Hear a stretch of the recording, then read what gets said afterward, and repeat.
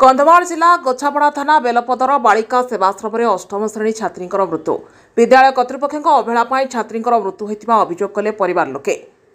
आदिवासी अधुषित कंधमाल जिले में सेवाश्रम विद्यालय मानक दिनकू दिन छात्र छात्री मृत्यु घटना बढ़िबार लगिथिबा बेले पुणी जड़े आश्रम विद्यालय अष्टम श्रेणी छात्री मृत्यु सारा जिले में चर्चार विषय पलटि। अन्यपटे विद्यालय कर्तृपक्ष अवहेला आश्रम विद्यालय छात्री मृत्यु होता मृत छात्री परिवार लोके अभियोग करिसेंति। घटनाटी घटी कंधमाल जिला फिरिंगा ब्लॉक अधीन गोछापड़ा थाना कटरिंगिया पंचायतर बेलपदर अनुसूचित जाति और जनजाति विभाग द्वारा परिचालित होता सरकारी बालिका विद्यालय मृत छात्री जनक सही विद्यालय छात्री निवास रही अष्टम श्रेणी में पाठ पढ़ुवा जनापड़ा बेले से कटरिंगिया पंचायत कलिमुंडा गाँव अनंत देहुरी झील शुभलक्ष्मी देहुरी बोली जनापड़ी। सूचना अनुसार गत 3 तारिख दिन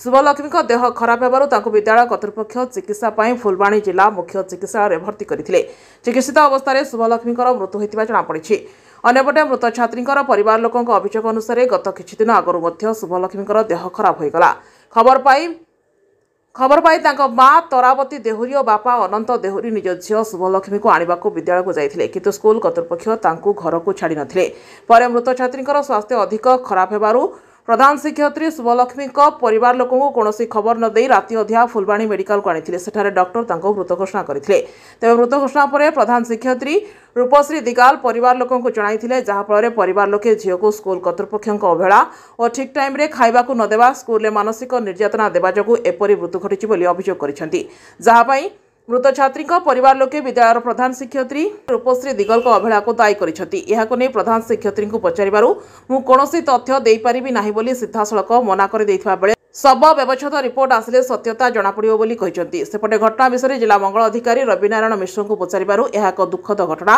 एवं एही घटना उपरे तदंत करी उचित पदक्षेप नियाजिबो बोली कहिसेंति। अन्यपटे घटना को नै मृत छात्री भाई गोछापड़ा थाना रे विद्यालय प्रधान शिक्षयित्री अवहेला छात्री जनकर मृत्यु होइतिबा एक लिखित अभियोग कलापर गोछापड़ा थाना अधिकारी प्रभात बेहरा निर्देश क्रमे एक टीम फुलबाणी मेडिकल में पहुंची शव जबत करने सहित 3/2024 एक अपमृत्यु मामला रुजु कर शवर व्यवच्छेद कराई परिवार लोकों को हस्तांतर कर अधिक तदंत जारी रखिथिबा बेले पुलिस शव व्यवच्छेद रिपोर्ट और तदंत पर छात्री मृत्युर असल कारण जଣାपड़िबो बोली सूचना दैछन्ति गोछापड़ा थाना अधिकारी प्रभात बेहरा। अन्यपटे कंधमाल जिलार आश्रम विद्यालय मानक विभिन्न समय अव्यवस्था छात्र छात्री मानक पर निर्यातना बढ़ी चली विद्यालय मानक कार्यरत थिबा शिक्षक शिक्षयित्री मानक ठारू आरंभ करी स्कूल कर्तृपक्ष अवहेला खबर बारंबार खबर कागज और विभिन्न गणमाध्यम मानक प्रकाश हेउतिले मध्य कौनसी दृष्टांतमूलक कार्यानुष्ठान नियाजाउनथबारु एभली घटना बढ़ी चली बोली जिलार अनेक बुद्धिजीवी मत दैथिबा बेले बेलपदर विद्यालय घटिथिबा एई छात्री मृत्यु घटना को गुरुतर सह ग्रहण कर सठिक तदंत करा जाई दोषी कर्मचारी विरुद्ध में दृढ़ कार्यानुष्ठान नेबा पई स्थानीय अंचल में दाबी जोर धरिछि। ब्यूरो रिपोर्ट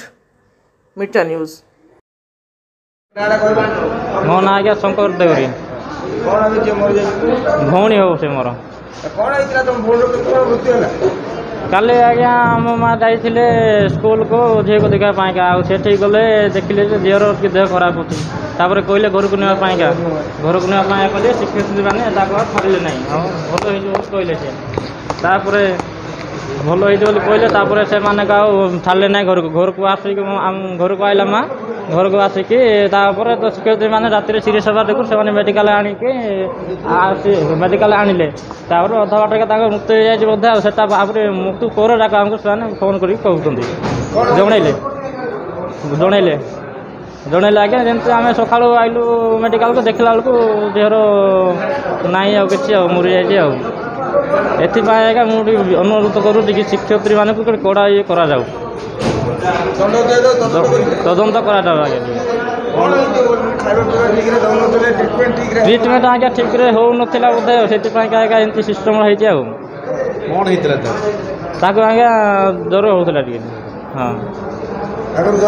आगे ज्वर ज्वर होता मझे मझे एमती आज्ञा दीदी माँ चिकित्सा ठीक रे कर पाना से आम झीर जीवन जाए